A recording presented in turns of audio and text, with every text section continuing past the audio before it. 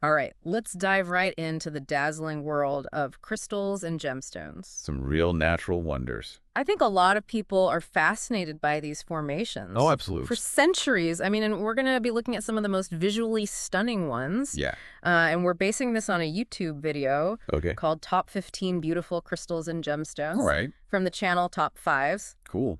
And we're not just going to be like, rattling off facts and figures. Right. We're going to be talking about what makes them captivating to look at, That's what what- makes them so prized by collectors, Yeah. and maybe uncover some surprises along the way. Sounds good. I think you'll come away with a deeper appreciation for the science behind these, Yeah. the history, and even the mystique. Yeah, for sure. We're going to be talking about crystals that shift colors right in front of you, Oh, wow. ones that fooled people into thinking they'd struck gold, Oh, yeah. and some that have a lifespan that's almost impossible to grasp. It's going to be a journey, taking us from ancient civilizations to the depths of the earth, Yeah. and even to the microscopic world. I love it. Okay, let's start with rhodochrosite. Okay. The video described it as having these bands of pink and red, like a rose blooming within a stone. Yeah, they call it the Inca rose sometimes. Wow. And the Inca, they really prized it for its beauty, but it was actually found in silver mines all over the world, from Romania to Argentina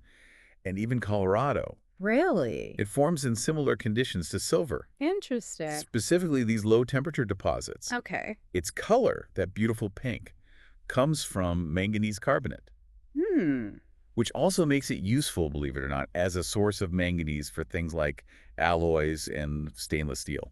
So not just a pretty face then. No, not just a pretty face. That's interesting because the video also mentioned it's rare to find rhodochrosite without any flaws. That's true, yeah. Like what kind of flaws are we talking about? Well, other minerals can get mixed in when it's forming, which can make its color, a bit darker, like a really dark pink or even a light brown. It's kind of funny. Miners used to just throw it away. Really? They thought it was interfering with silver extraction. Wow. It really makes you think about how our perception of value can change over time. It really does. Who would have thought that something miners once discarded would now be prized by collectors? It just goes to show beauty can be found in unexpected places. Yeah. And speaking of unique formations, let's move on to scolecite. Okay. This is a crystal that looks like these delicate little needle-like structures, almost like a flower or even a sea urchin frozen in time. Now, the video mentioned it's been found practically everywhere, from Iceland to India and even Antarctica. Pretty much, yeah. They're all over the place. But despite their delicate appearance, it did say scolecite needles are actually quite fragile. Yeah, they can be. Hard to extract probably adds to their allure for collectors, I think so. but it's their structure that gets me. How do they even form like that? Well, scolecite is a hydrated calcium silicate, Okay. and sometimes it'll have traces of aluminum or sodium, even potassium. And it crystallizes in a way that's called monoclinic, which basically means it can grow in tons of different ways. Well, that's why it forms these intricate little needle-like crystals. That's exactly right. It sounds like something out of a science fiction novel. A little bit, yeah. So, is pure scolecite a specific color? Pure scolecite is either colorless or white. Okay. And those trace elements I mentioned, they're actually what create those pink, red, or green hues, Makes sense.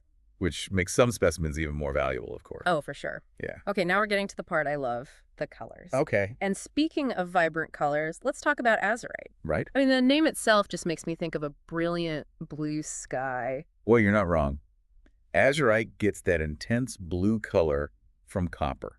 It's essentially a copper carbonate. It's been popular since, well, the ancient Greeks and Romans, Really? not just for its beauty, but because it was a source of copper. Oh, interesting. And they even used it as a pigment in their artwork. So you're saying those vivid blues in, say, ancient Egyptian paintings could have come from azurite? It's very possible. Wow. There is a catch, though. Azurite's not very stable when it's exposed to air.